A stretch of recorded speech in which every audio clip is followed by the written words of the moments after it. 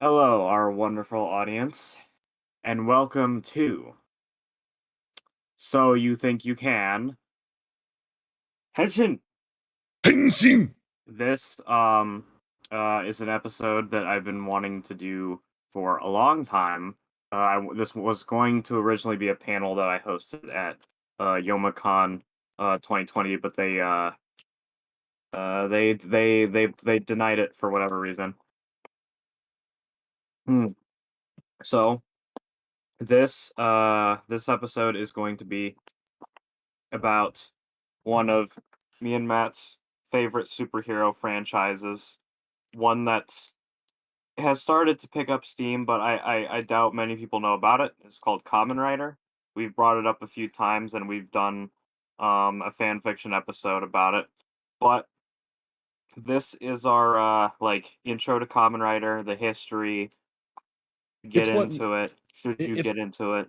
yeah, it's the general gist of what the hell Kamen Rider is because Sergio and I have seen a lot of Kamen Rider shows at this point. Over is it 15 now? Have we watched 15 shows? It might actually be Something more like than that. that. We've watched a lot together. Uh it's there's a lot. There's a lot to unpack with it, to be honest.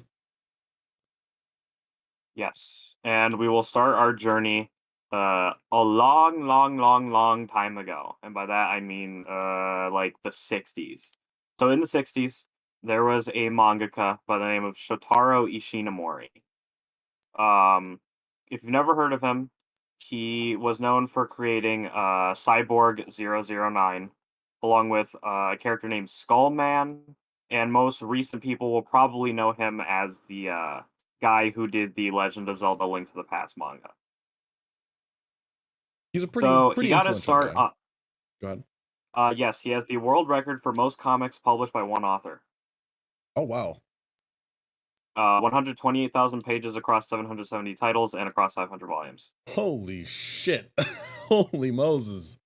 That's a lot. He also worked on Astro Boy, but his most uh obviously influential contribution is to the tokusatsu genre. Tokusatsu is a genre that basically means special effects. Technically any production with special effects is tokusatsu, but in a more In the cultural better definition, significance. Yeah. it is specifically Japanese-made special effects productions, giant monster movies like Godzilla, Ultraman, not a Shinomori creation, Super Sentai, and Kamen Rider, amongst any other costumed hero type thing. So, 1971, uh, Shinomori created uh, Kamen Rider. It was just Kamen Rider to begin with, which was about a man named Takeshi Hongo who was captured by an evil fascist Nazi type organization called Shocker, and they brainwashed him and turned him into a cyborg. But his friend undid the brainwashing, and he decided to fight them as the insect themed Kamen Rider. Yep. And just as a quick He's a- trivia, go ahead.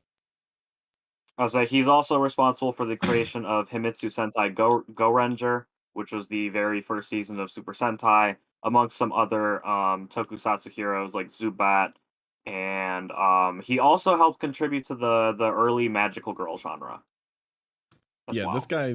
this guy's been all over the place. Now we should probably catch everybody up on terminology here. Super Sentai is literally Power Rangers, and when I say literally, I don't mean that in the modern sense of it's close to the same thing, so I'm gonna say literally. No, no.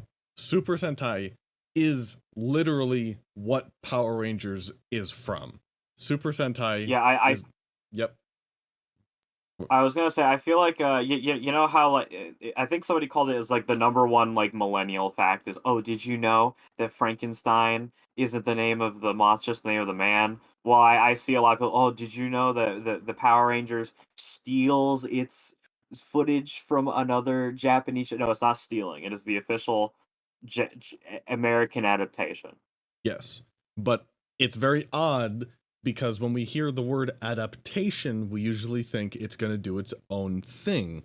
But actually, when they adapt Super Sentai to English stuff, because of how the fights were shot originally in Japan, you can often get away with actually just using the footage directly. You can edit out some Japanese signs in the background. Some kids, most kids will never notice the fact that they're literally just changing location to some weird Japanese location where there's no people. It's all perfectly legal. They're not stealing the footage. They're just reusing the footage because, again, when I say literally is Japanese Power Rangers, of course it's kind of in reverse. Power Rangers is American Sentai, but they're the same stories. They try to have the same characters, and they're both kind of the same concept, really, really cheaply made kids shows featuring costumes and suits, so you don't have to match up your stunt actors with what your actual actors look like. They're all made on the cheap. Every show we're gonna reference on this is made as cheaply as humanly possible for what they want to do. Yes. So, as the beginning, we had Kamen Rider, the main writer being just referred to as Kamen Rider 1 or Kamen Rider Ichigo. Um, he's the first one. Yep. Fun fact about his actor: his actor was both his own suit actor and as well as the actor. But about 20 episodes through, he got into a motorcycle accident. As a titular Kamen Rider, all riders have a motorcycle. He got into a motorcycle accident. So while he was in the hospital, obviously the show had to go on, so they created Kamen Rider Nigo. Is that in Mhm. Japan? Is it Nigo? Yep. Yeah, Yep. Kamen Rider V2 or Nigo, who took over. Um, the Ichigo eventually got better. I think he was on a few shows like for a while, and then he came back to finish out the series, which lasted for 90 episodes, the longest of any. And then, um, one quick aside, for those who aren't like Godzilla fans, um, Japan separates eras of their history by the emperor. So this is what we call the Showa era of Kamen Rider, which, as I'm about to get into, isn't all gonna be Showa, but we'll get to that. So most Showa era Kamen Riders follow the same formula. Man gets captured by fascist organization, turned into cyborg, brainwashing removed, goes to fight them, and all of them are led by the same guy, the great leader, who just basically just kind of changes his appearance and forms a new one. So we had V3 X Amazon. I'm going to bring up Amazon specifically because it was cut short and it was known for being a lot more graphic than the other ones. And Yes. by a lot more graphic, I mean like he like scratched a dude up in the middle and a bunch of tomato sauce came out. It was a little cheesy and ridiculous, but for the time, I was like, oh, look at all that blood. Yeah, I mean, it looks super silly by modern standards, but for them back then, that keep in mind when we're talking about this, this is a kids show, like a little Yeah, kids show. This is marketed to like, from 1975. yes, marketed to kids like 8 to 12. That's their core target audience for this. But Then there was it's, Stronger, Skyrider. Oh, sorry. I was just say the audience will drift a little over time as we get through this. Keep going though. Mhm. And then Super One. And then another thing about Showa is that it had a pretty tight continuity. Shows would almost end and pick up where they left off. You would have frequently returning writers throughout the seasons. Even in the next season, Black, where all I believe it was 10 writers showed up for like the last 5 episodes. I mean, most of them were voiced and didn't take out a suit, but it's pretty unheard of in the modern day of Kamen Rider to have the past 10 protagonists show up to just be characters for the finale. Yeah, even in movies for the crossover stuff, which we'll get into, that's still pretty rare nowadays. Yeah, and then Showa, so there was Black and Black RX, which are technically Showa riders, but the Heisei period began, um, what's it called? It began like in the middle of Black, but it's still considered to be Showa. And Yeah. Black was immensely popular. And so, if Black was so good, why didn't they just make Black too? And they did. It was called Black RX. From what I recently learned, wasn't great, and Kamen Rider was canceled. Yep. But things don't like to stay dead. There was a couple movies. They tried to do a horror movie called Shin Kamen Rider Prologue, which was about a man who transformed into a insectoid-like monster, not like the um, transforming into like an insect man in power armor, like an actual like insect uh, creature.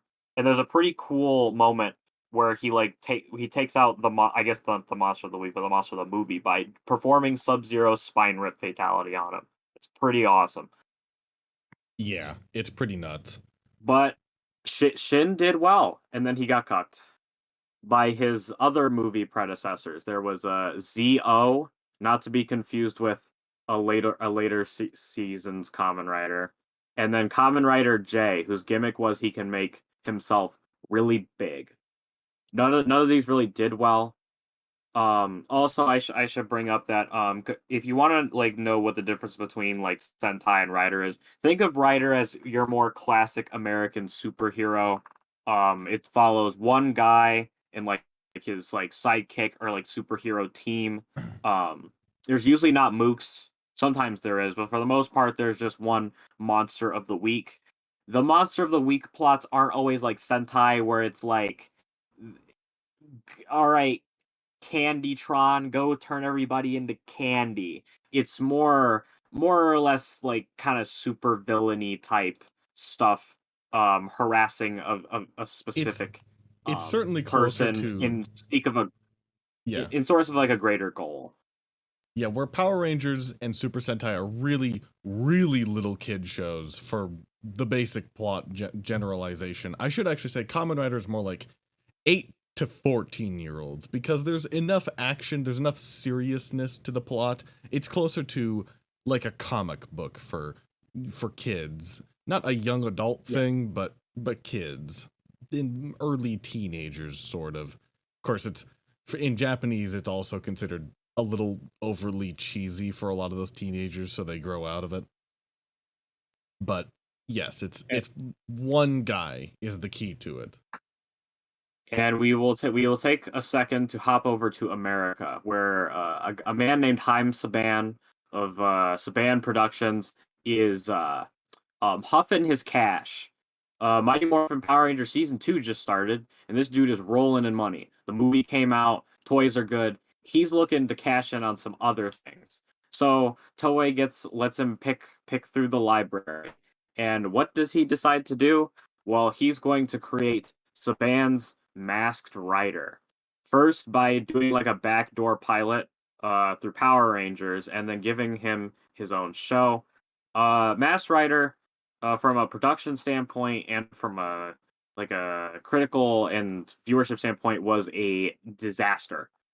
It did not go First, well. it's this weird like 90s sitcom about an alien named Dex who shows up on Earth and um what's it called moves in with a multiracial family, which was kind of like a first for the time. The dad and the daughter are both white. He's got like an Asian wife and a black kid. So that was like one of the first one of the first times that ever happened on TV. And then also he had a little uh what do you call it? He had like a Furby type alien thing with him called Furbus. And then we really see, the problem was the footage was really old, so it looked really bad. Yeah. And then they tried using well, he's based on Black RX, but they also spliced in footage from Zio and J. Yeah, that's There's a lot of really ridiculous like slicing. There's almost no American fight footage, I think. It's so cheaply made that it's almost all Japanese footage. yeah. And you know, there's only so far you can go when the kids in America just stop giving a shit about how bad your production values are and turn it off and go back to Power Rangers. And but what is very interesting is that because they adapted Black RX, the last bit of Black RX is him teaming up with the other Kamen Riders at the time, and the footage is really cringy to look back to if you're a fan, because you'll look, because like Kamen Rider Amazon comes on the screen and goes, "I am Rider Man." Yeah, it's They it swapped was around a lot bad. of the names, and as I'm sure, like as a kid you would have no idea, but now looking back at it, it's just like, oh, It's just so embarrassing that it actually got made that way. It's astounding how much they flubbed on the Masked Rider concept, because Kamen Rider is so cheap and Saban could have done it. I feel like they probably could have just done their own American fight scenes at I that mean, point. well, yeah, but he was just really, it's just really cheap. As anyone will know if they've heard of their other productions, VR Troopers and Big Bad Beetleborgs. Um, those ones did slightly better, and they put a little bit more effort, but no effort was really put into Masked Rider, which is a shame because this whole concept is something that screams America. Cool dude on a motorcycle beats up bad guys. It's like, this is something the kids would find cool, but it failed. Yeah, and it's really unfortunate because when Masked Rider failed, uh Toei cut him off from Kamen Rider in general. There was no there to this no. There was one other attempt to bring it over to Yeah, which we will America. get to. We will get to, but for the most part, Saban himself personally cucked the entire Western audience out of any possibility of having a Kamen Rider adaptation, a la Power Rangers from Super Sentai. Anyhow, So, go ahead. with that being said, it's now about like 1995. Some years go past. There's nothing really Rider related coming out, but around like 1998, 1999, people start buying Kamen Rider toys again because Bandai was like re-releasing them. And Toei, they also were huffing the money, and Shotaro Shinomori was getting ready to clock out of the world, having accomplished so much. But Toei came to him and was like, "We want to reboot Kamen Rider." So a little into the development process through like he managed to pump up some concept arts and some plots and stuff like that. But Shinomori sadly passed away. But they continued on anyways to create Kamen Rider Kuga, which aired in 2000 alongside Mirai Sentai Time Ranger, which American fans will know as Power Rangers, the show that would become Power Rangers Time Force. Now, Kuga wasn't your dad's Kamen Rider. He had weapons and he could change forms. He also had bike upgrades, and Yeah. by the what's it called? By the Sentai standard, Kuga is like how I mentioned the example of, oh yeah, um Candytron, go turn people into candy. In Kuga's Monster of the Week plots go, hey, Greg Chudley, go murder 80 middle schoolers. Okay. And then you'd watch Greg Chudley attempt to go kill 80 middle schoolers. And then your big badass big boy, Yusuke Godai, will come out. He'll turn into Kuga because, well, there's a lot of stuff that changed, but he'll turn into Kuga, beat the crap out of him. But it was a lot more serious than the previous Kamen Rider shows had been, predominantly because it was no longer just basically trying to follow the Sentai formula of Monster of the Week. It was trying to follow Japanese drama situation of the week problems, because there was a lot more interpersonal conflicts in the show. There's a whole subplot of the Kuga is basically like a monster that he's fighting, and the police force doesn't know how to deal with that. So there's a character who would sort of start this trend of everybody having a secondary rider. Secondary riders before this point were kind of inconsistent, but from Kuga onwards, there is always the secondary dude to the main dude that gets not so much developmental focus. Sometimes that's the case, but the secondary character will serve as a sort of narrative mirror to your main character. He's either working for the same ideals on the other side of things, or he's not as competent as the main guy, but will move into his own abilities. Either way, though. So Yeah. So this begins the Heisei era, which I would say is a marked from like cheesy, campy '70s show to serious J drama with some kind of like adult themes. Like I mentioned, this introduced Kamen Riders having weapons and different changeable forms. We're no longer fighting evil fascist organizations. For the most part, at least for these first couple, it's like either like ancient monsters, monsters from another dimension, aliens, more of the Sentai kind of like villain groups who have come to Earth to do bad stuff. Yes, and this will lead in mainly for Agito, which is colloquially known as Kuga, because it's basically Kuga again. It's the season that follows Kuga, and if you've seen Kuga and you've seen Agito, you know that they are basically the same show. They're as similar as you can get without literally being the same thing. And they tried to sort of make Agito a sequel to Kuga, but not really. It was weird. So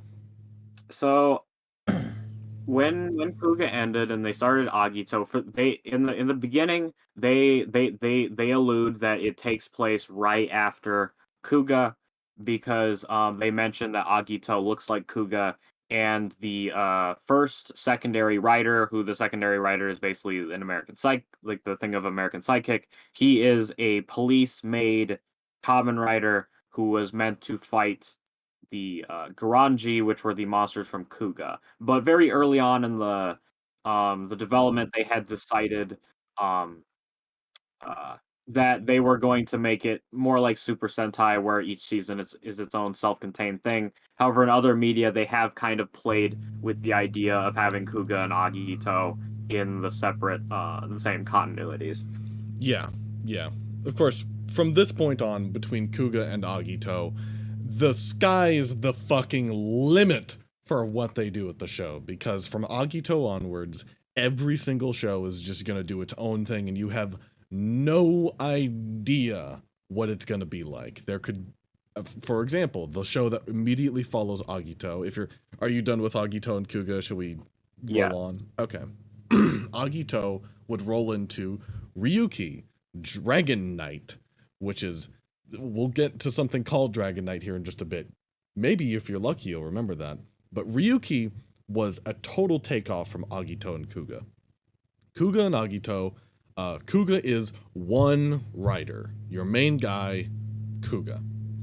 Then you have Agito, where, depending on how you count it, there's like 3 to 4 riders on the main team, which is a lot more. That's about as many as there ever were in a single show back in the Showa era.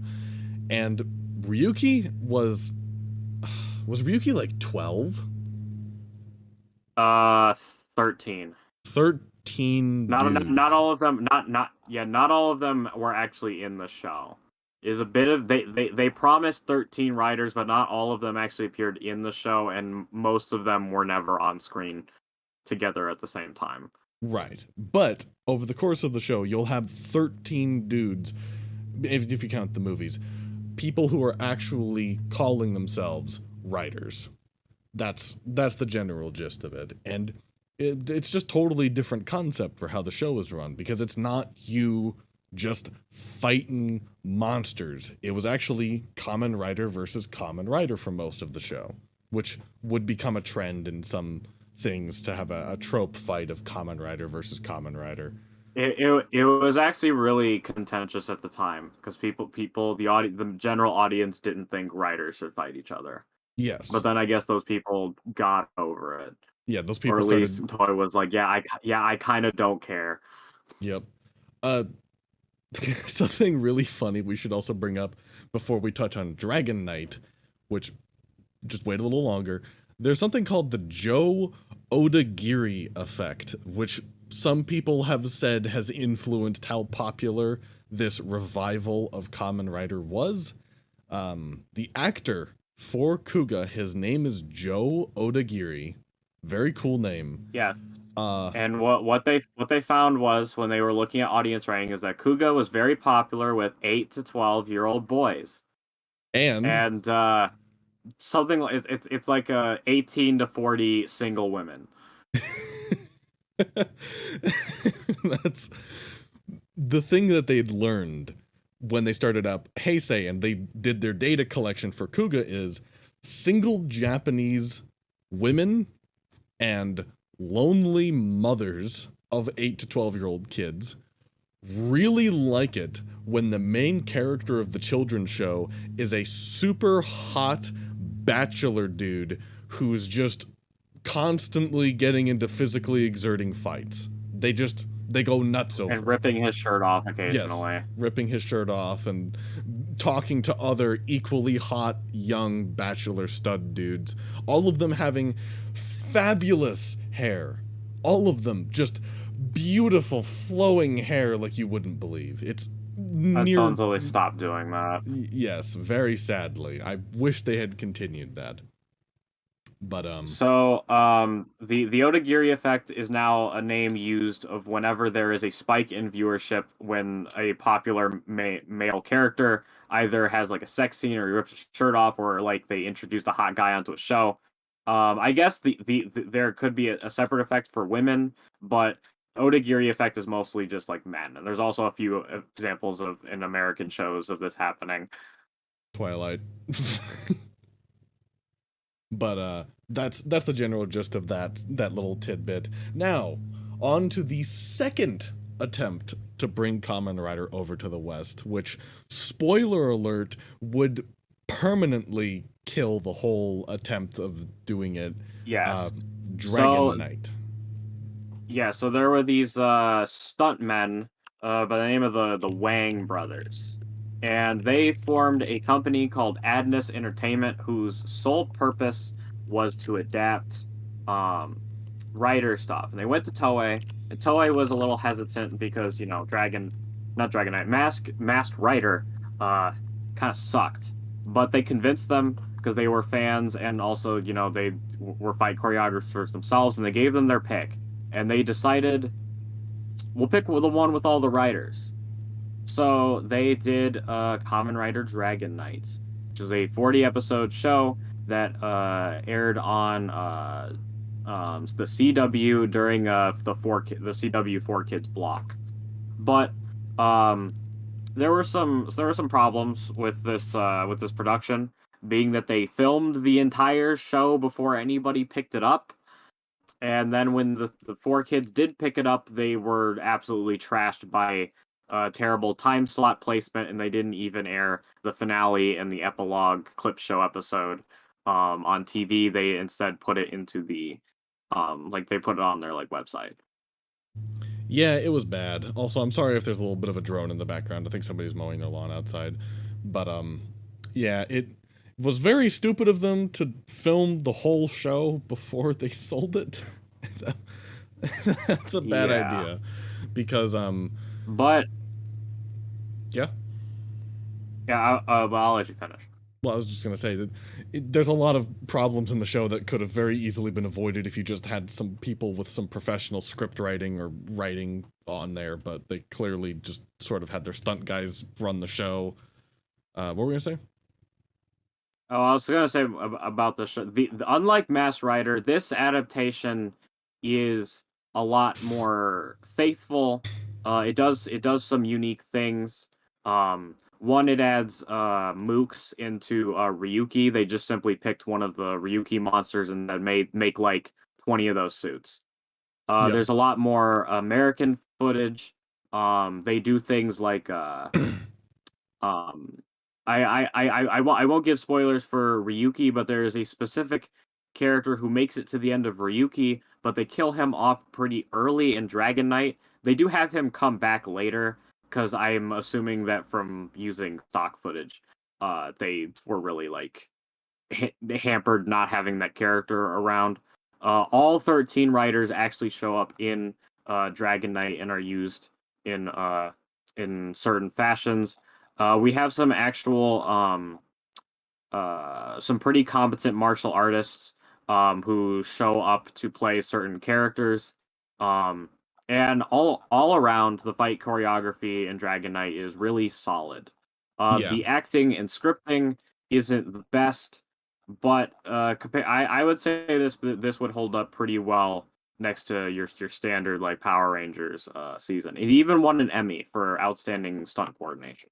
Yeah, and one thing that I will say I really, really, really, really liked about Ryuki is it would include themes of the show that weren't explored, and really, because of their stunt actors making the whole show, they incorporate that into the set design and the set acting. There's one scene where a character, they all have mirror powers, I should clarify. Everybody's got mirror abilities to go into a mirror world, and that's how they transform and stuff.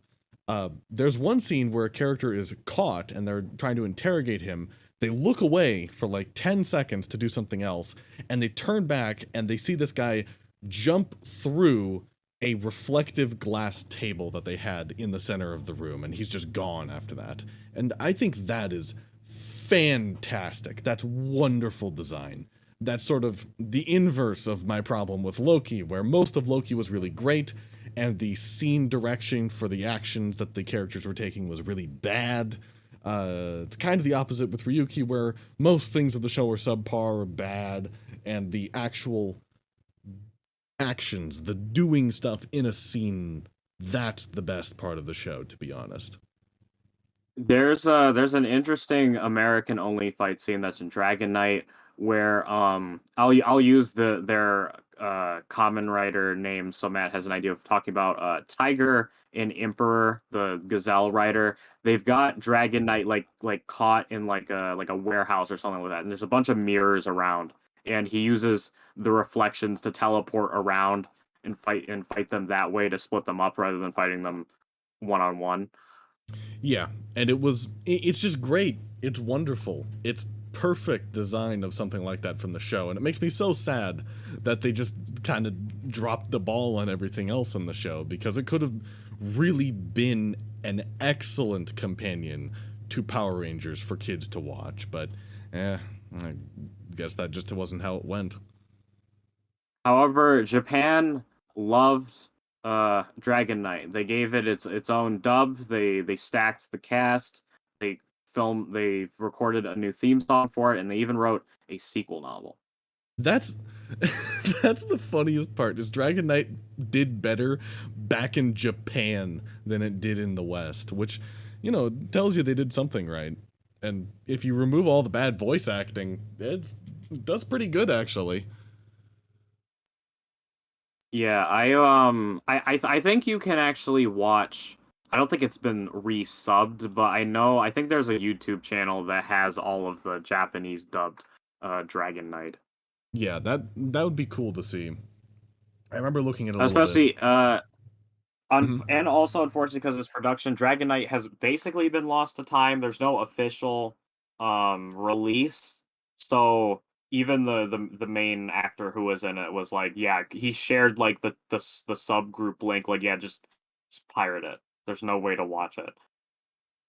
Yep, that's the biggest problem, is there to until very recently there was basically no legal way to watch Kamen Rider in the West. You couldn't even stream it legally until like the last year, I think, right? Yes. Yeah, just nothing existed for the English audience, and Yeah, yeah. back in the day, the only way you were going to know about this is if obviously you watched Dragon Knight or Masked Rider, or you went to like your local like Japanese like manga shop where there would be like selling like bootleg DVDs that people ripped, or maybe like a few action figures here and there. Mhm. Yep. Yep. And oh shit, yes, um Toei, the company that makes Kamen Rider, they AI translated Kuga and some other stuff for the English releases just recently, and it was very Well, embarrassing. yeah, we'll go over that when we get to how you're gonna watch this stuff. Yeah. So, we'll continue going through the history a little bit more. So after that, we had few seasons here. Fives. Blade, Hibiki, Kabuto. Nothing too deep to say about the. Oh well, I guess I'll talk a little bit about Hibiki. Because basically at this time we're experimenting with throwing more riders in, like doing more things with forms and stuff like that. The Hibiki is notable because of some behind the scenes nonsense. So first off, um, Toei in '72 had a series called Henshin Ninja Arashi, which was another masked kind of ninja type show. But then they were gonna remake it, and then they were like, "Yo, let's make that the next Kamen Rider." So they made Kamen Rider Hibiki, which is a bit of a departure from the past three seasons, as they are not called Kamen Riders; they are called Oni, and they don't even transform with belts. They use like basically like mystical tuning forks among other things to transform. And things were going pretty well for Hibiki. But then um what's it called? They threw the producer out. And replaced him with the current producer we have, Shinichiro Shirakura. And then they also yeeted the writing team with a guy named Toshiki Inoue, which he is very controversial in the Kamen Rider community.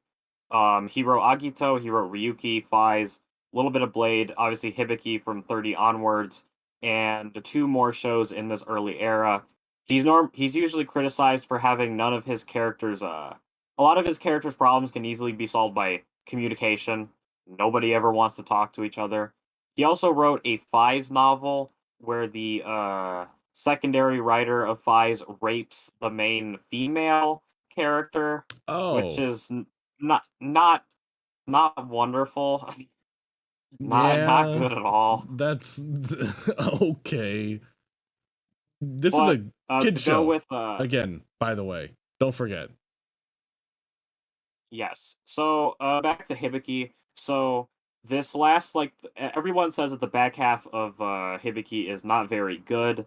Um, Most people believe that the whole change was because of low toy sales. Um, Very specifically, they cut out any CG characters or shooting in the mountains because presumably this would cost too much. Um, they changed the theme song, which never happens. You never get the second OP in a Rider series, Yeah. Yeah, it doesn't and doesn't happen.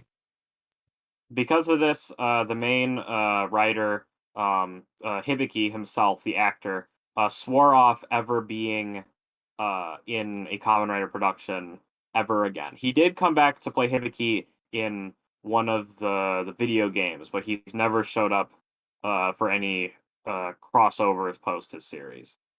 Yep, which is very sad, but you know, they kind of did him dirty in parts of that show.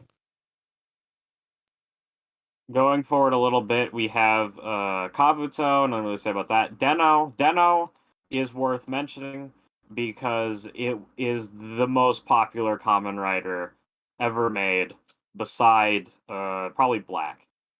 Um, it's so popular that they tried to do a second season of it, which would eventually become Decade. Almost every now and then there's a special or some kind of movie. If there's like a crossover, then Denno characters will be in it in some shape or form because it was just apparently that good. I've never seen it, so I can't attest that Denno is this thing that just needs to keep coming back over and over again. Yeah, I think the reason is just because it was so popular and it made so much money and it continues to make so much money that Jonathan Toei, the head of Toei, of course, he's just constantly like, Denno, Denno, give me more. Yes, and the main Kamen Rider of Denno, of course, he turned into a big star because of Denno and couldn't be in the show anymore. But there's a specific reason why it's fine if somebody else is Denno in the lore. But most people outside of Kamen Rider might know him as playing the main character of Rurouni Kenshin in the live action movies, which I hear are pretty good. Yes, I've seen some of them. They are I don't know. pretty good. I don't know who the main character is. I'm gonna assume that his name is John Rurouni Kenshin. Yeah, it's just Rurouni Kenshin. You don't even need to add a John. His whole name is Oh, Rurouni that's just Kenshin. that's okay. That's just his name. Okay. Yep, that's just it. Moving on from Denno, there was Kiva, a vampire theme series. Nothing to say there. Then there was Decade, which was kind of the big change up. It is the last in what we call the phase one of Heisei shows. Decade was originally supposed to be Denno 2, about a kid and his sister traveling along Denno's time train to go visit back the other Heisei riders. This was an anniversary series, but they canned that idea. So Decade was kind of shot in the foot from the beginning, because at this point, Sentai and Rider had been airing concurrently, ending and starting around the same time, only being about like an episode or two off, depending on where one wanted to put the end of its like finale being. Like one's like 45, one's like 46, or they were all around 50, 49, 51 around this time. You get what I mean? So they decided that they would stagger them out to prevent toy sales from interfering with each other. So they struck Decade down to 30 episodes. So Decade follows the most badass man to ever live, Tsukasa Kadoya. He's like an amateur photographer who doesn't really feel like he's in place, that this place is his home. And then suddenly monsters from all Aaron Riders are fucking everything up. And then Kiva shows up, and Kiva for some reason is Jesus, but it's not our Kiva; it's Kiva from an alternate universe, which leads into some of Decade's narrative problems. But alternate universe Kiva like, yo, you got to go to each of the worlds, otherwise they're all gonna blow up. And he's like, all right. So together with his female companion, her grandpa, they travel through alternate universe versions of all of the shows to grant him the ability to turn into the previous riders and stop all of the worlds from blowing up. But a strange man in a trench coat and I don't know what kind of hat it is, but it's a hat. He thinks Decade is the destroyer of world, and he will do nothing to stop it. He will do everything in his ability to stop Decade from destroying the world. And while that sounds like a pretty awesome premise, they fail horribly in its execution, and Yeah, it's fun for some parts, but it really meanders with the plot more than it should.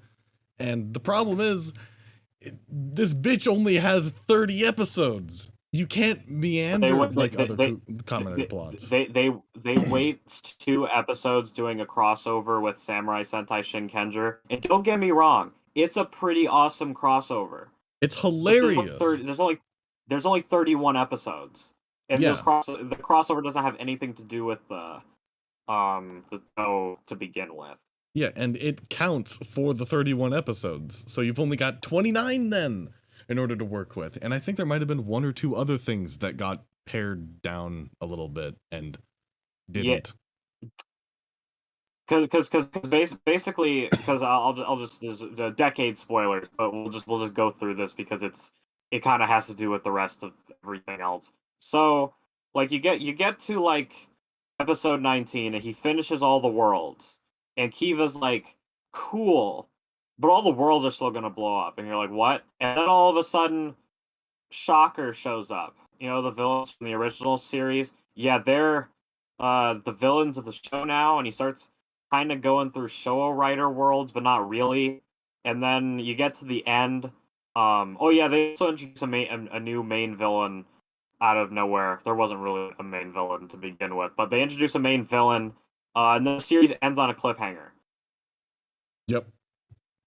Yes, they cliffhanger to promote the movie, the crossover movie with the next Rider series. Because this is really the first time that we're getting like what we call a movie war crossover. So they want to pump it up. Indeed. And the saddest part about the whole ending of Decade is it had this fucking awesome full crossover movie that featured all the previous riders. It had Amazon in it, and it was, what was it, All Riders versus Die Shocker? Yeah, All Riders versus Die Shocker. And it has one of the best fucking transformation scenes in all of Kamen Rider. Because, alright, to set the stage, one thing that is unambiguously loved by everybody from Decade was this slamming battle theme. Every time he would transform, it would go ba da da da da ba da da da da, and it was badass. It would just be these blaring horns, and he would just kick some fucking ass every time it played. And there's an orchestral variation of this theme that plays in the most climactic transformation in the movie, and it's just a beautiful, great way to send everything off. And it would begin this trend in Heisei of the next writer will have one cameo in the preceding season, and it will usually be in a crossover movie. And the crossover in this movie with the next season is called Double. It's a very cool writer, but it's a great scene. It's the whole movie basically stops for 30 seconds to introduce this new guy who's got some badass powers and let him kick some ass, and he's kind of stronger than he should be because of how the start of the show was. Whatever. It was a great movie. All Riders versus Die Shocker is a wonderful movie. And they fucked up because it ended everything perfectly, and then they made another movie afterwards. Yeah, so it's right after like the one of like the semifinal arc. They set up for All Riders versus Die Shocker, and this was actually supposed to be the finale, but it was made into a movie. There's actually a manga that's based on the original script, which adds more finality to it all. But so you watch All Riders, and then you're told that it's not the end, and then you watch the very disjointed finale, where also the beginning of the show like builds up this this epic rider war where everyone's trying to kill Decade, but he kills everybody and comes out like on top, and then he fights Kuga in his ultimate form. But the show kind of ends on the battle, and then it's kind of all over by the time of the Decade and Double War movie. And that movie is fine. It includes the backstory for Double, which is really cool. The Decade portion, there's some cool fights in it, and then there's like a big CG finale, which doesn't look too terrible, but it's just generally a letdown compared to All Riders versus Die Shocker. Yeah, to be clear, it's not so much that the other movie is really terrible, but All Riders versus Die Shocker was a phenomenal ending to what was an okay show, and it also kind of it also kind of complicates I would say like watch orders, because I would say that you should probably watch Double X Decade if you're watching Double, but you probably need to watch Decade beforehand to watch the movie. I think people who just finished Decade can get away with watching the movie because it's just kind of backstory for Double, and you can kind of just get a general sense of the characters and what's going on in that show. Yeah. And but in general, if you're just kind of watching in release order, it's kind of cock blocks you because you have to watch 11 episodes of Double to watch the movie, which and it's further pushes back the finale. Yeah, it's kind of annoying. But thankfully, the next show, Double, is kind of amazing, perhaps as an apology to how fucked up so much of Decade was. It's a banger. Yeah, Double, the first season of Kamen Rider that begins the second half of Heisei, straight fucking banger from beginning to end. There's only one serious, well, there are two problems, one more serious than the other. Their names are the girl who they don't write very well with part of her backstory, but she's okay. Was it May? Was her name May in that show? I can't remember. No, her name was Akiko. Akiko. That's right. It was Akiko. She's okay. She kind of screws up some episode plots, but whatever. Yeah, we're gonna do a whole episode on Double because there's a lot to unpack with that. But we are now past 2010. I'm sure some of the little children who watch us were born then.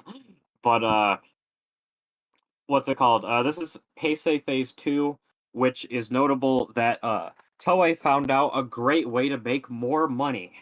So instead of just selling the belt that didn't really have any accessories, what if you added add-ons? What if you made like hundreds of little like collectible gimmick items that you could stick into the belts? And that's a very trend throughout this season, this phase of Rider, where the Rider has many different like gimmicks that go in and out of the belts, and then they usually have usually a kind of disgusting looking form that puts all of them together. Not always. Sometimes they pull it off. Sometimes they don't. Mm-hmm. Yep. But from here on, riders get insane when it comes to some of their form upgrades. Yes, and this is when we really start seeing an explosion of like multiple forms. So we have Double, which is notable for being he is two dudes in one. It's not gay. They both have their socks on. It's very straight. I promise, it's very straight. Oh, the not gay. one of them is a femboy, but he's definitely straight. Definitely, no question, not a doubt.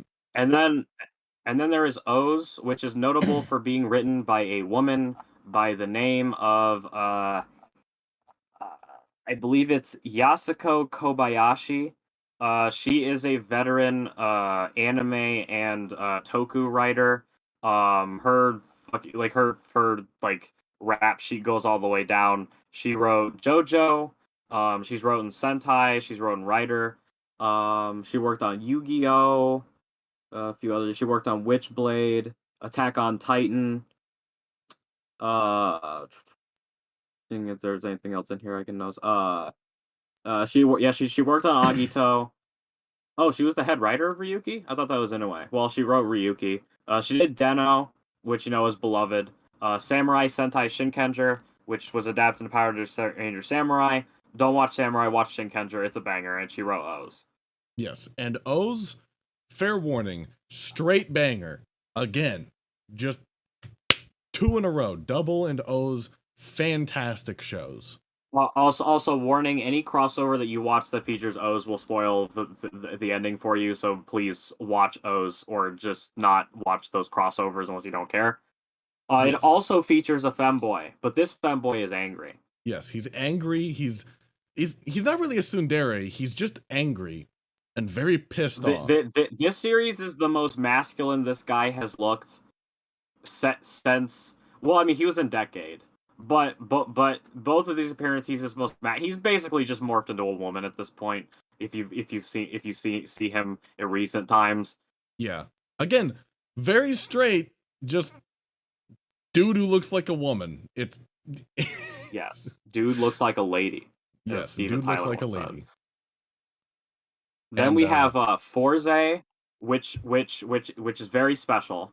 It is written by the guy who wrote Gurren Lagann and Kill la Kill.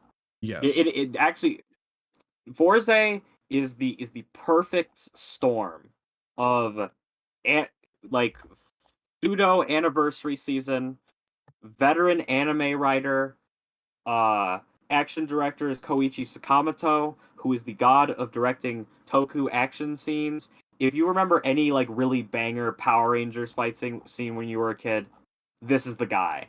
Yeah. He likes having his actors out of suit. Because most of the time they don't fight out of suit, but he always makes sure that the actors fight out of suit because it adds the extra thing of believability. When they switch over the suit actor that's the same person. In a normal Kamen Rider episode, you'll kick Samuk's axes a little bit, and in the suit, and then you'll have some difficulty versus the main guy. In a Sakamoto fight scene, the riders are out of their suits and they're kicking the normal amount of ass without being transformed. And when they transform, get the fuck out of the way. They're about to tear ass all across the fight scene. They're a sight to behold. You should look it up on Twitter. There's some really great fight scenes. Sakamoto also does not forget about any of his riders or like Rangers' abilities. He will find a way to put all of them into the fight scene. Even if he has to spend a lot of it. Go ahead. Because a lot of the times that they'll give them an ability and just completely forget them. It's Kamen Rider has the Araki forget thing, where they'll introduce something and then just completely forget about it. Yes. And as an aside, we know that the Iraqi forget is sort of a meme, but sort of in the sense that you introduced something earlier and it just doesn't really come back very often, just because that's the nature of it. But Yes. Starting from Double onwards, especially with Forza, we've kind of gotten into a little bit more of a lighthearted tone. Forza came out right after the hurricane in 2011, 2012. I don't remember exactly the name of that disaster, but I think we all kind of remember as kids hearing it on like the news or whatever. And this season was meant to cheer people up, and it's a trip. yeah, It's it's a it's ride the it's whole Kamen time. Rider in high school, which, very campy tone, very, very laid back. Nothing really that serious happens in the show, but it's fun. It's really fun It's from ve beginning to end. it's very fun. We've kinda gone back to the original formula of just 2 writers. Um, the crossover movie for this movie is the best one. It's a banger. It That is was Double and it is O's and Forza Movie War Megamax, also featuring Double. It's kind of a movie that ties all 3 series together through a villain organization named Foundation X, who throughout Double and Forza has kind of been behind the scenes masquerade, like um what's it called? Work working in the pulling the shadows and things strings. like that. They show up at the end of like Double, and then like in the last episode they're like, we don't need the power of Gaia memories anymore, and then they show like on their like iPad core medals, which is the thing from O's. They don't show up in O's, but this movie kind of rectifies what they were doing with that whole thing. Yeah, it was sort of an attempt to revive the concept of the great leader behind an organization like Shocker. It didn't really go anywhere. It kind of stops being a thing after these 3 shows, but Yeah, it's it because was cool. they switched a producer who was big on like the Foundation X era and then switched them out. But Yeah. other than that, the show is really fun. The action scenes are really great. Lots of good characters, lots of memes. Yeah, it's there's a lot of really great stuff. I will say there's every season has like 1 or 2 things that are kind of dumb, except for O's. O's is like, I think the peaks are a little lower, but the lows are higher. There's no real I can't really remember anything from O's that was a pain to get through. Do you uh, maybe some of the pacing. I think I remember some of the pacing was O's was weird. There's some weird I characters don't in remember Double. any. I don't remember too many low points in O's. I think I like Double, Forza, and O's. I say I enjoyed every episode. Um, Double had some very annoying characters that got really grating in some points, but I don't think they really downed the narrative. They were just kind of around. Yeah, they were just kind of a pain to watch sometimes. I should One final thing to mention is from Double onwards, they start doing a special movie for introducing the next writer in a crossover event. I Uh-huh. actually said that back in Decade, and the one from Double to O's is off the charts excellent compared to what would follow afterwards. The movie that ties O's and Double together specifically is really phenomenal. It's a Oh, I should also point out at this point in our writer discussion is that going from Decade on to Double, there is now a formula where we have what's called the summer movie because it takes place during the summer, which is like a standalone kind of adventure with the main writer, and then they'll introduce the next writer in a cameo in the movie. Then there's the winter movie war crossover movie that will usually introduce the secondary writer, and Forza has the best one. Um, agreed. uh, I actually had my friend Phoenix freak out when he saw the cameo. Yeah, I forgot what was the cameo for that one. It was just So like there's like some Foundation X like Dopants just kind of like hanging yes, around, that's and right. then That's right. Meteor beats them up, and then he goes, well, it looks like my target's at Amanagawa High School, and then that leads into his His appearance in the introduction. next Yep. episode. Another interesting thing is as time goes on with Rider, they lose more and more of these hard and fast traditions of when things will happen. Particularly COVID has just destroyed the concept of doing summer and winter movies as they once were. They're trying to Yes. get those back, but the actual contents of the movies have been varying from point to point for a while now, and Well, that's in, I would say that we've been getting more impressive content because of it, and that we should be back to normal probably by next year. But we haven't lost too much from it's COVID. not content quality that I'm referring to, but it's specifically the fact that it's not following a formula quite as much as Yeah. it once was, which is in stark contrast to Power Rangers and Super Sentai, where I think aside from maybe 2 or 3 seasons out of 45 years consistently of Super Sentai, where the sixth Ranger, when the sixth Ranger gets introduced, will always become a thing on episode 17. Like, religious certainty Yes. that the sixth Ranger will come in there. So Kamen Rider is not hit and miss. It sort of does its own thing from season to season is the Yes. best summation as we're going along. Anyways, I'll let you continue. And then next we have Wizard, a much derided season by the fans. It's got great suits and amazing fight scenes, and I can say from clips I've seen that is the case. Um, Main character hasn't done anything for me in crossover movies. However, that's not the best way to judge the characters because some of those movies aren't the best written. But I've heard nothing but bad things said about Wizard. Um, I was also me and Matt were Wizard hate train for a while, but we are planning on giving it a shot because it's not costing money out of our pocket to watch it. Yeah, So and you know, we'll touch on that a little bit later with fan reception, but we don't have anything to say with Wizard. We haven't seen it yet, so. yes. Uh, Next is Gaim, who is written by we've got another special writer here, Gen Urobuchi or Urobuchi, Urobuchi, I think. something. Yes, he wrote Puella Madoka Magi Magica. Oh, that thing. Yes, the really fucked up magical girl show.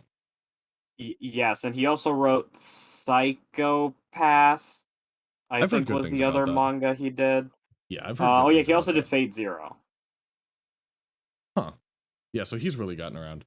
And he would write. Yeah, so Go ahead. sorry, continue. Well, I was just say he's the one who's writing this Kamen Rider season this time around. Yes. Absolute banger. Gaim We're may honestly be one of the best Rider shows ever made. It's one of the better shows I've ever watched, to be totally honest. It's a great yes. season. We're kind of back to that kind of serious type plot. We've also got a lot of special things that happen here. Not only was Gaim in the preceding Wizard finale, which I will give Wizard this. They capped it off with this epic 2-part finale where Decade shows back up, and then they also team up with like the rest of the writers and Gaim, and they all go final form and beat the shit out of the final villain. So that's cool. But not Mm-hmm. only does Gaim get to do that, but he's got a crossover special with the team with Sentai. He's in a Rider Sentai crossover movie, which they started doing those as a Forza. From what I hear, they're just really bad popcorn flicks. Turn it on, turn your brain off, enjoy the fan service, and don't think about it. But I think it's Heisei Rider versus Showa Rider, Kamen Rider Tyson featuring Super Sentai. They all have these really long, dumb Japanese type titles. Uh, it's epic. It is absolutely amazing. It's the movie where everyone is here. They got everybody back. They got Showa Riders, they got Fives, they got Double, kind of. They got Wizard. And it's a They've got phenomenal movie. they've got the Sentai at the time, Tokuger, as well as Kyoryu Red from Juden Sentai Kyoryuger. They basically just create a situation for the Rangers to need to bring out their Megazord, but it's just big dumb fun. It's basically just the Showa writers are a bunch of boomers, and they think the Heisei writers are really soft, so they just beat the shit out of each other. Yep. And it's just some great interpersonal conflicts between all of the writers because of course it's the And boomers beating up the millennials. yeah, Decade shows back up and steals the show from everybody again.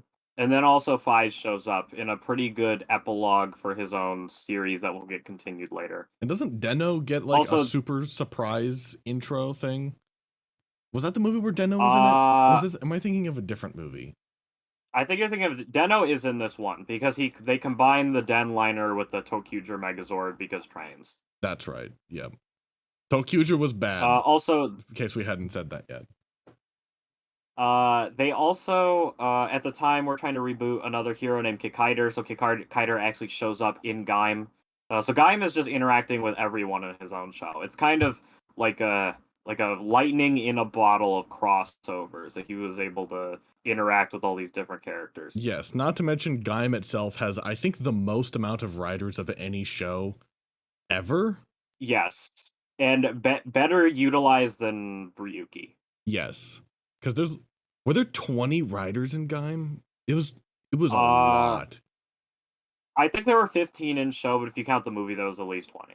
Yeah. Gaim was popular enough that it got like the Gaiden direct to DVD movies, which kind of gave you like little like 30-45 minute adventures exploring a different writer's like past or present as well.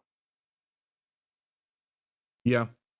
It's I don't have anything else to say. I've already said everything about it that I intend Yeah, to. yeah. We'll do an episode on it because there's a lot to talk about. Next we have is Drive, which is notable for it. We ditched the motorcycle. Oh yeah. Also at this point, Japan made a law that you can't drive custom vehicles on the roads anymore, so they started using the bike less. But Drive has a car. Yep. Obviously, they got to turn the car into CGI because they don't want to destroy it. But he's at least driving it places. Yes. Yes, and it's a very cool car. I think they auctioned it off, didn't they? Somebody actually has that car now. Uh, no, they just it's I think it's on display somewhere. I know they move it around to display in certain events. Hmm. There are you Drive. can go ahead. Sorry, What were you saying? I was gonna start talking about Drive, but if you had something else to say, Well, I was just gonna ask, don't they actually sell Kamen Rider themed motorcycles every once in a while, or has that never been a thing? And I'm just thinking of some fucking secondhand that's stuff. never really been a thing. I know that they've auctioned off a few like Power Ranger motorcycles in the Okay, past, okay. but for the most part, Toei holds on to all of the Rider machines for crossover and whatnot. Mm-hmm. I think. Go ahead. There's too much stuff So to say about the Drive is a shows. yes. Sorry. Drive is a detective show. Not well. I say it's a police show.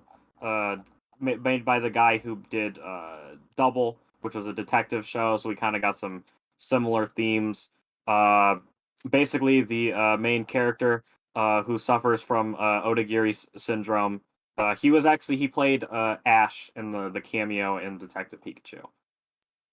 Yep. Yep. The show's really kind of monster of the weeky, kind of Sentai in the beginning. It's It not. it's a It's return to the okay, numbers. and then you It's a hit by the episode, numbers show. and then you hit episode 25, and then they hit you with a good old 180 in terms of tone, plotting, and how the show is structured going forward. Yep.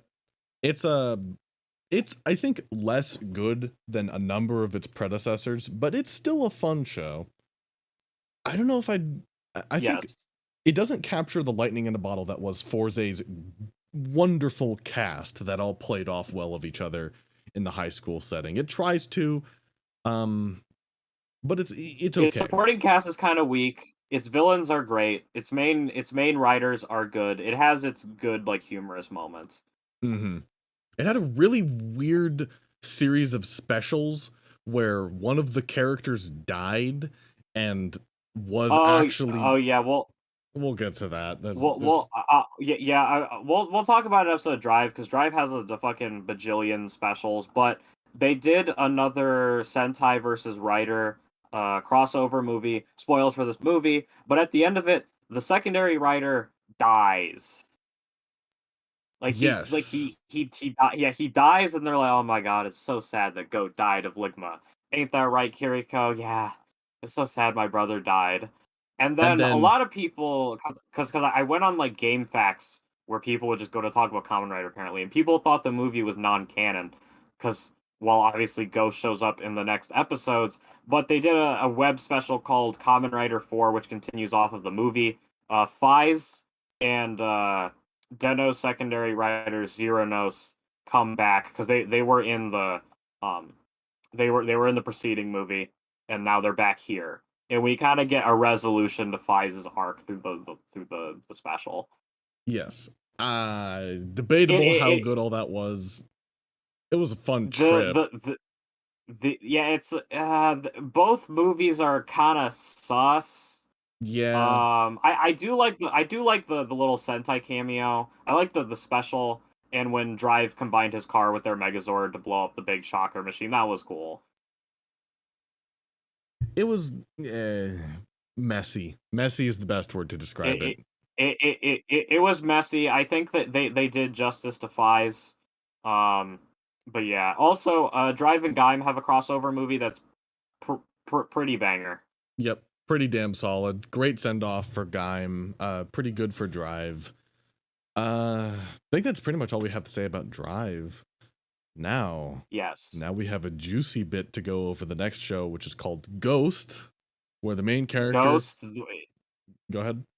Where people got pissed off that the main character said his name at the beginning of Ore wa tenkuji every takeru. episode. Yes, this was so annoying. People complained about this, but Ghost is about a guy who gets murdered by a monster and then has to collect the 15 icons. This is not like Dragon Ball. It's by the same company. It's not a ripoff. It's not a They ripoff. acknowledge it in a shit post. Yeah, he basically he has the ability to put on hoodies of various historical figures for his powers. And the show is really good, despite what anybody says. It's at least as good as Drive. We looked at like where all of the like where people oh, this is where the show gets bad, and we couldn't find it. If anything, the show was getting better when they said it was supposed to be getting worse. Yeah, maybe It's we just got have great bad supporting taste. cast, great secondary and tertiary writers.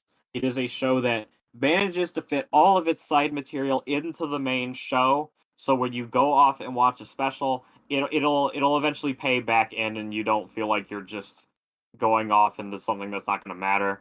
The crossover movie with Drive is pretty cool, and they also did a crossover movie with Ichigo.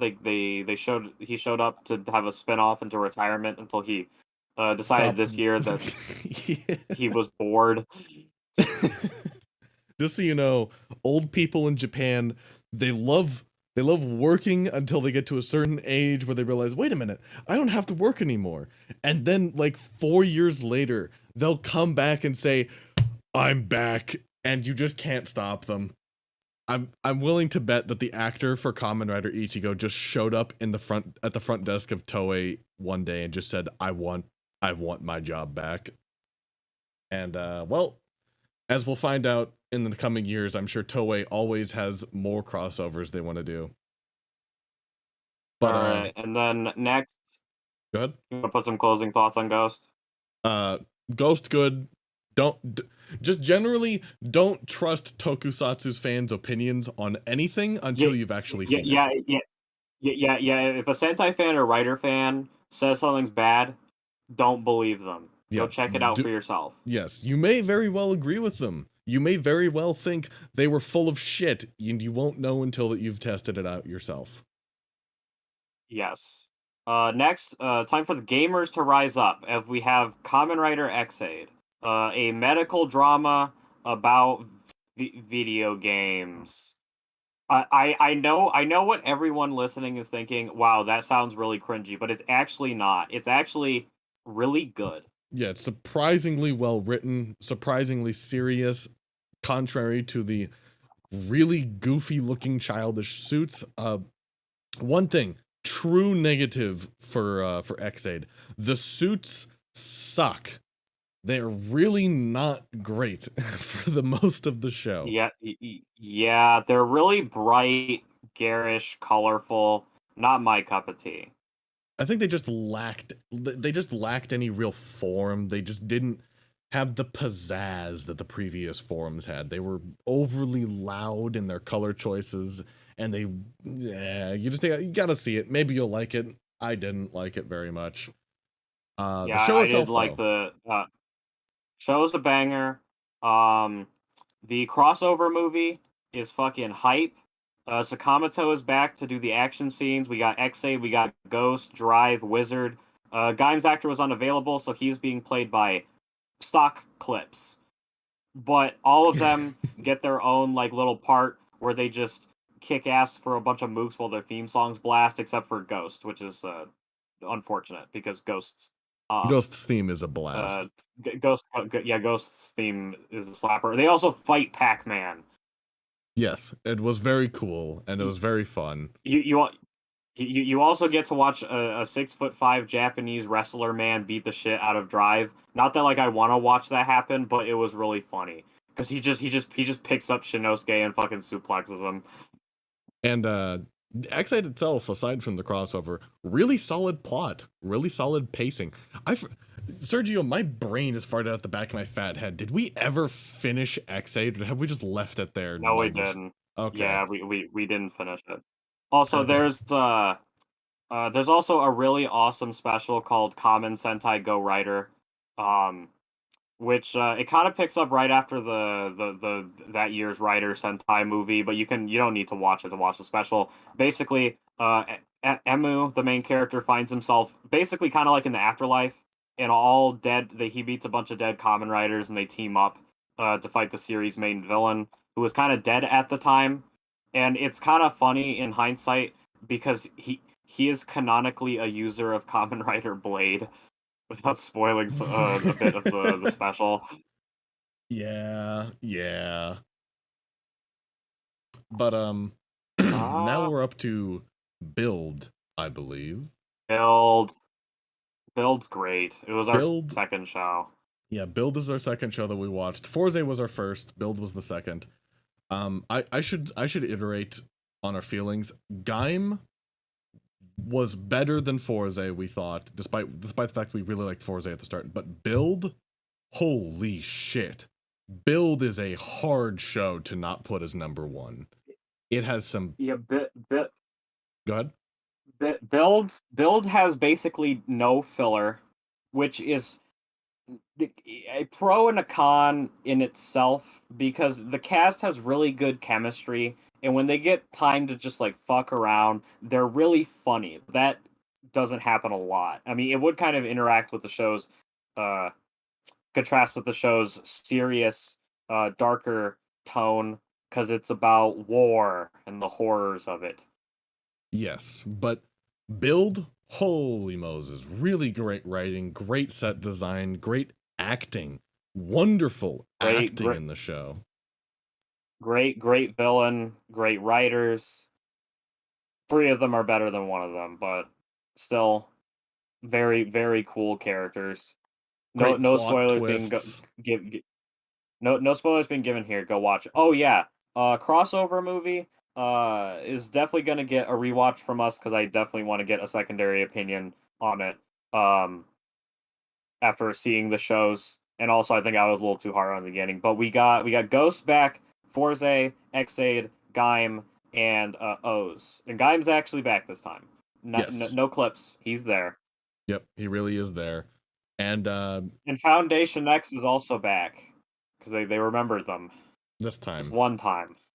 just one time. Never again after this because well, some really funny stuff happens with the universe just in general.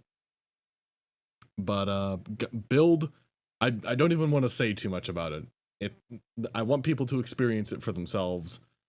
And do we want to talk about Geo before we recommend which ones to start with? Where do we Yes, want we to will start talk thinking about about that? Geo as it. Well, we'll talk about Geo. What's it called? Because there's the Reiwa, which is the current era we're in, is kind of still ongoing. We'll probably do like a 0, 1, and Saber episode, but let's just talk about Geo real quick. So, Heisei's over with. It kind of was taking its sweet old time of ending because like Build's crossover movie is called Heisei Generations Final because they thought it would be the last one, but then the Emperor again took his sweet old time getting off the throne. So, Geo is a crossover show. Yes, it is To decade celebrate 20 two, years. basically. Yeah, decade two. Well, it's decade two because he's in it for a Yes. substantial amount of episodes. He Yes, steals the show when he shows up. indeed. But crossover show. Basically, in the future, there's this guy named Omagio. He's a Kamen Rider. He's the Demon King. He's laid waste to the world. Um, and two resistance fighters, Gates and Tsukiyomi, decide that they're gonna baby Hitler, uh, Omagio, by traveling back to 2018 to shoot the fucker in the head. But um, as it turns out, he's a really nice guy at this point in time, and he decides once he gets his rider belt and watch from a character named Waz, who's like Omagio's prophet and wants to see him flourish into his demon king. He decides that he's going to try to be a good demon king, and the main crux of the show is him obtaining all 20 ride watches, which are watches that contain the powers of previous riders, allowing him to use them like armor. Each two episodes are a what's it called? Each A two episode is tribute an arc arc. to yes. They will usually feature the main writer and secondary writer from that show. So, being that Bill full uh build tribute. Both of them are there. The main character Sento and Banjo, and they managed to get a pretty good amount of people back. If they couldn't get a main writer, then they got a secondary writer, and they do some interesting like inter-show crossovers. Um, but the cool thing about this show is not the villains, but the monsters, which are the another writers, which are villainous, monstrous versions of all of the common writers. And all the suits look awesome, really good. Grade A suit design for those things. I mean it. I know we've said, no, then that's a really good suit. These are really cool suits. No, another writers are just super consistently fucking awesome looking. They look good. Like one of my favorite is Another O's, who the user of Another O's is the main villain of Xaid, which kind of also factors into his character arc of wanting to become a king, because that was Oz's whole thing. And Oz has a hawk, tiger, grasshopper logo on his suit, but on Another O's, it's the Shocker logo. Yep, yep, and it looks really cool. We could go into hours of detail about how cool we thought a lot of those suit designs were, but Yeah, sadly, so go ahead. Geo like Decade is an absolute travesty of plot, continuity, writing. It fucks everything up. Like if you thought Decade completely takes place in another universe, the only main writer that actually shows up there is Denno. Um, No, Geo, Geo Geo. Geo.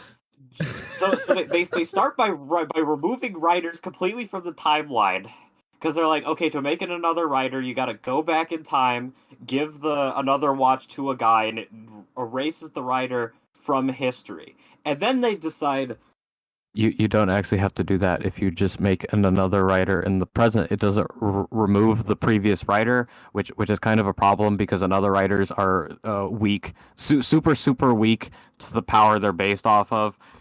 They don't explain why, and then um, by the end, because like they meet Kabuto's secondary writer, and in Kabuto in 1995, Shibuya blew up, which of course is a big continuity through the whole thing. Like, it just, that didn't happen in other shows, and they're like, yeah, that never happened. And the reason why it never happened is because every Rider show apparently takes place on its own Earth, and Geo merged them all, just slammed them all together. So that's why everybody's here. And then at the end, he splits everything back up.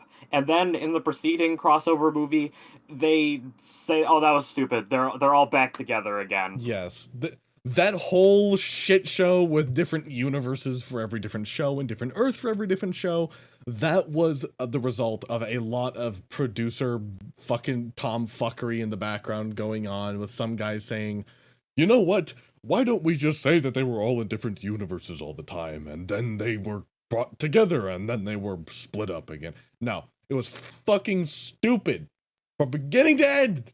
And I'm glad that we had somebody come by in the crossover movie and say, no, this was dumb and stupid, and they were all together all the time in their own little crossover timelines or whatever.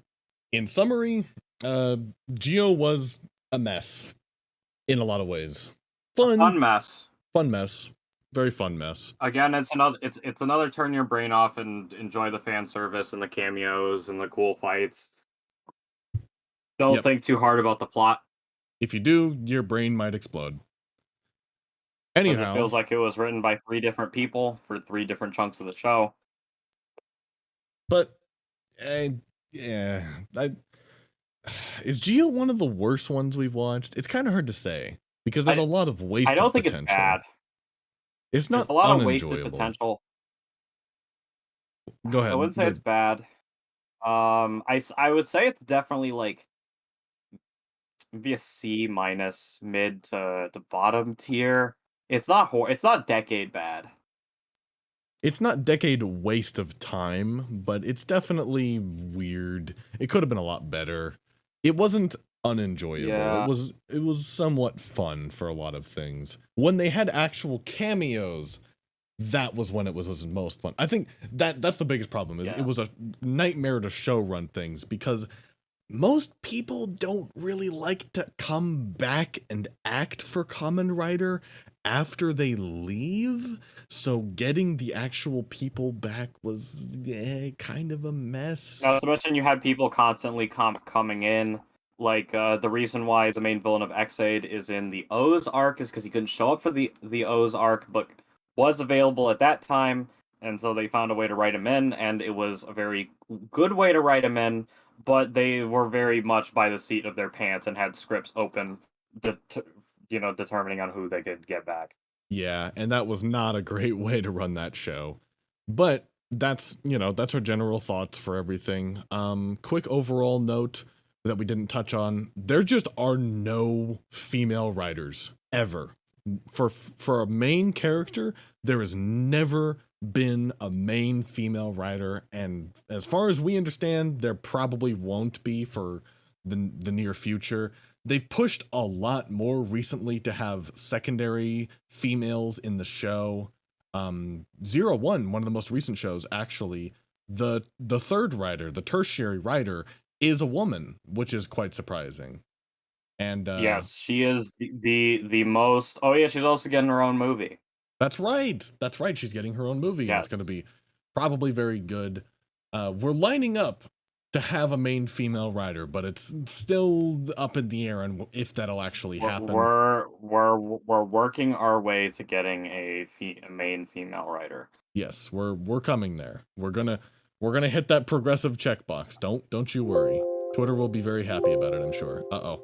Somebody's hearing noises, I'm sure. Okay, we're good now. It's all good. Okay. Anyhow. Now we've spent enough time gushing about Heisei Rider shows. It's time to explain how you're supposed to watch this if you're interested by anything that we had to say. So, we'll start with the legal ways, the way Mr. John Toy wants you to. So Kuga can be watched on if you've got I think it's like Pluto TV. There's a series there's a service on there called Tokushoutsu that they have Kamen Rider Ichigo, all 90 episodes. They have Kuga. All this is subbed in English, of course. No dubs. Dubs bad.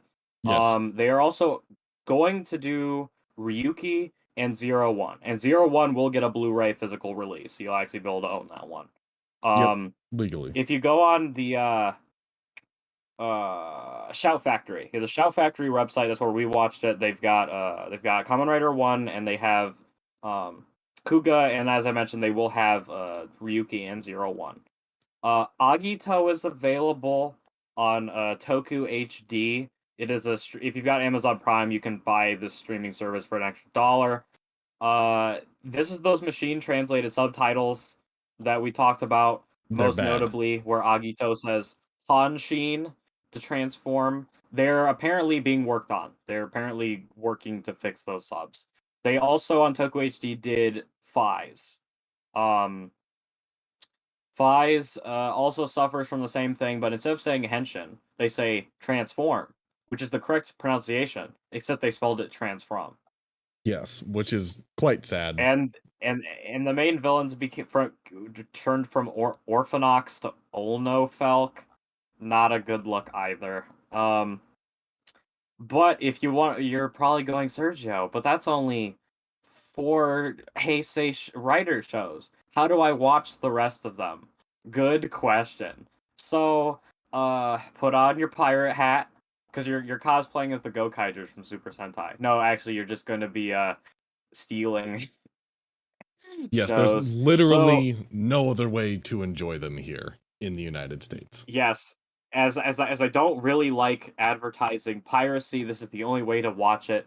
So if you go to the actual like dot changes, but at the moment it is kissasian.li. It is a show that has every single Japanese live action. It's a website that has every single Japanese live action show that you could want to watch. They got Ultraman on here, although all of Ultraman is available legally on Blu-ray and streaming, and you can watch it simul-subbed on their YouTube channel. Yes, Looking at you, they're Mr. trying to push Toei. things to the YouTube channel. Hopefully, if you're listening to this in the far-flung future, they have fixed this problem, but unfortunately, right now it is... Go ahead. Yeah, Sentai's also on this website. Any Toku thing is on this website. Any like I said, any live action thing. But you've got all your writer and Sentai stuff on here. The only thing is that it's a mixed bag of what subgroup you're going to get. Like I think one of the episodes of Geo, they got like an April Fool's sub that nobody ever went back and updated. I do know one of the Build movies had a really bad like machine translated sub where one of the characters said the fuck is that, but they went and fixed the sub. And as someone who watched both versions, it's not a great movie, but with the actual like good sub, it's a lot more enjoyable to watch. Indeed. Because bad subs can kill a product. But if you're looking for very specific subgroups, you can go to their websites, or you can go and then you can just torrent the episodes directly. They're usually hosted on the site nia.si, but if you're just looking for quick and easy, Kiss Asian's your best bet. And at the moment on the Toei Tokusatsu Worldwide channel, every week or so they're putting the first 2 episodes of each Kamen Rider season. Gaim just got its first episode up as of the recording, but if you're looking for a good way to see what kind of shows that you might want to watch, the first 2 episodes are available there if that's what you like to do. They also have a random assortment of movies to watch, which is weird because like they have double summer movie, but that of course assumes that you've watched 40 episodes double. Yeah, which is kind of odd. Oh, and we didn't cover it because technically a Heisei show, but if you log on to Amazon Prime, you can watch the remake of Kamen Rider Amazon. That's right. Those fucking crazy assholes put Amazon on Amazon Prime. Yes, I think it's just called Amazon Riders in America, but they've got 2 seasons. There is a movie that I don't think is on Amazon. You'll have to go to Kiss Asian for that, but both seasons should still be on there. Yes, and I think Amazon was very well received, as I recall. It's the only successful show that had 2 seasons. I heard the first season was good, and then it kind of fell apart in the second season, but again, I haven't watched it, and we're the only opinions that matter. Yes, yes, of course. A really funny thing, the only reason we're even telling you about all of this stuff on the podcast is because it's Toei kind of knows that people just pirate it. And there's this really hilarious unstated thing where you can't talk about this on Twitter. You can't like openly talk about this, but you can discuss Rider in America without mentioning how you watched it. Because Yes. Toei knows that you couldn't have watched it legally here. I mean, there's no way. It's the There's literally lawyers no that way. care. Yeah. It's only the The lawyers that care. see there was God, people in this fandom are the worst. I love you guys, but oh my God.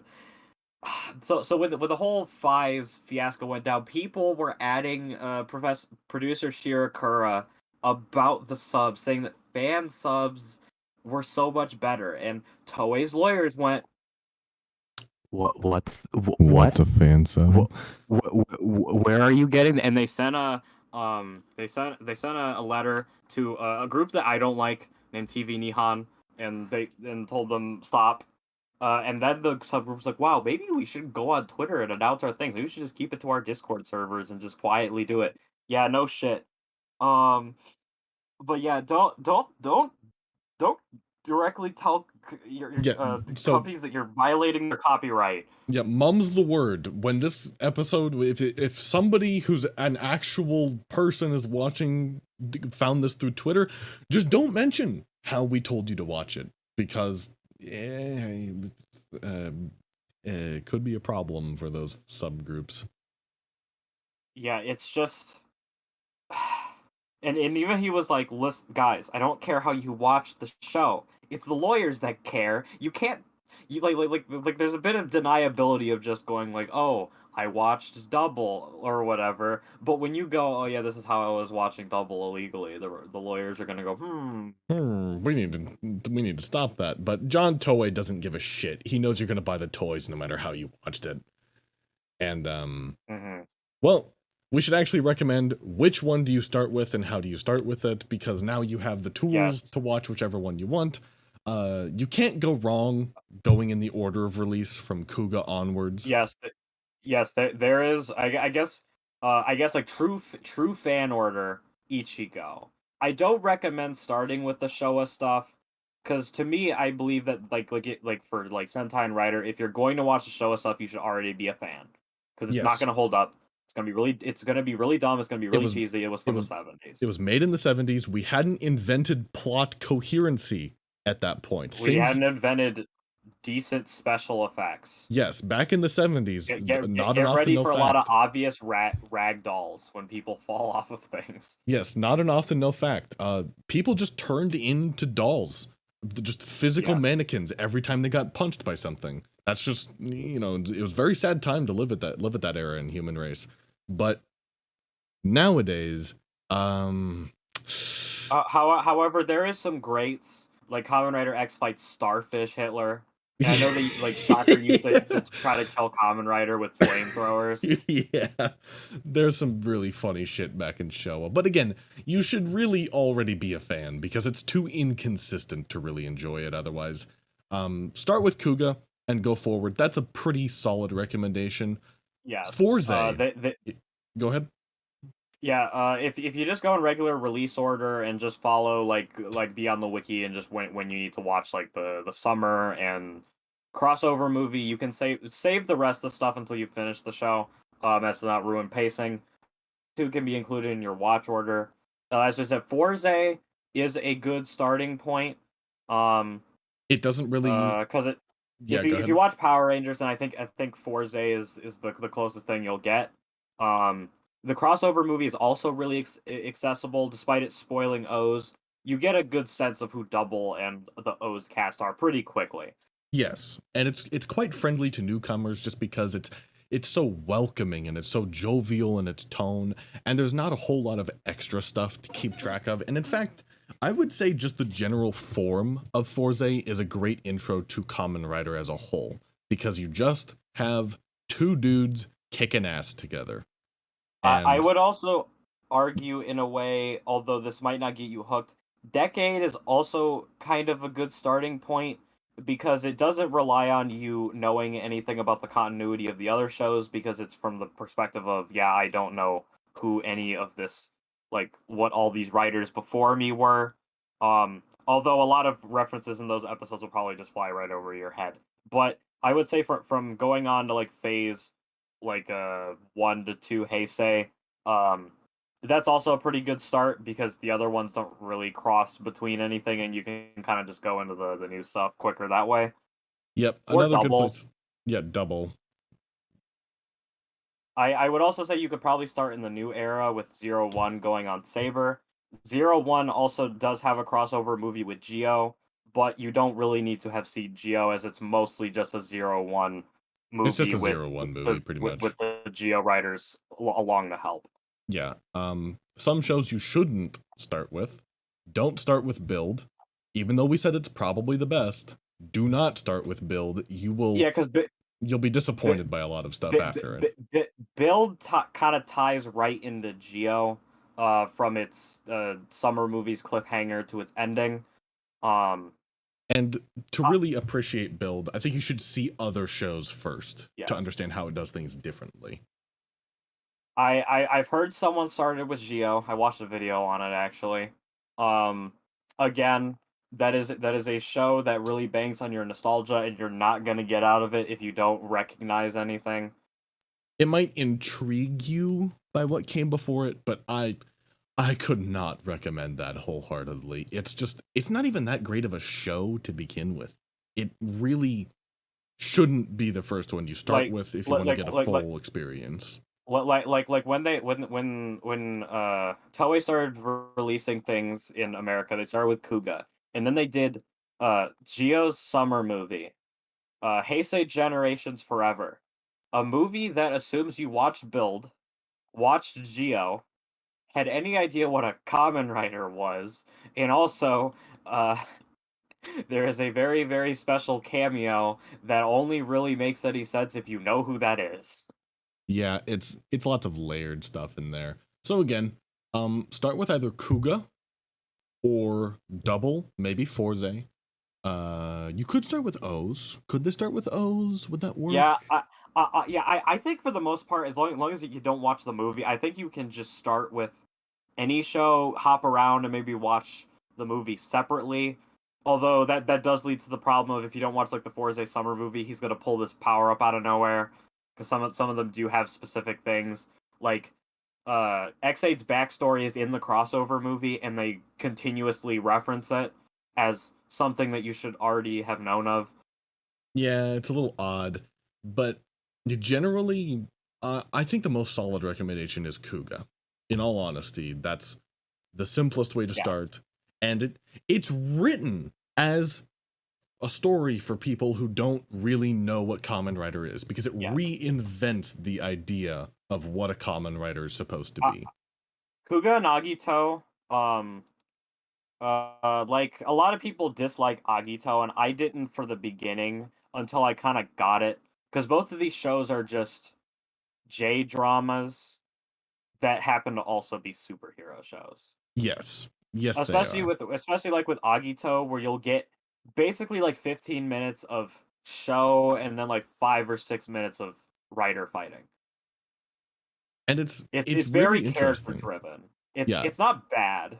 It's It, just if you came for the if you came for martial arts Power and the Rangers, Bugman, if you came for Power Rangers with like one guy instead of five guys, you're gonna be disappointed because it's not that. It's something else that's very good. Kuga's a bit more action focused than Agito is though. Yes, yes, it is. Yeah. If you're an 18 to 40-year-old woman who wants to watch hot single guys beat the crap out of demons, you'll have a great time. You'll have a wonderful time. Uh, Kuga is the original hottie. I'm not an expert on these sort of thing. I've heard Drive is pretty sexy from what I've heard. that I know oh I know people fangirl over Double, both of them. yeah, Oh, Decade was definitely when did this come out? 2009. Yeah, 2009 to 2011 Tumblr girl show.